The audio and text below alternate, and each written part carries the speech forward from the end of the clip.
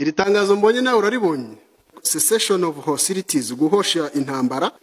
ceasefire aba bicaranye ku meza bemeje ko bagomba gushyiraho timu bahuriyemo iri technical yo kwasesinga ubuzima bw'ikibuga cy'indege cya Goma sibyo navugaga se byo kurasana bikavamo and an conditional withdrawal of some DRC troops nuvuga ngo baracyura ingabo ariko ikintu gikomeye cyazanye abo bagabo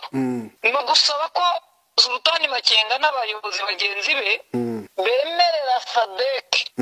ikagenda ijyanye ingabo zayo n'ibikoresho. General Makenga agaragaye ku meza y'abandi ba general bayoboye ingabo z'ibihugu byabo muri Afrika. Aha.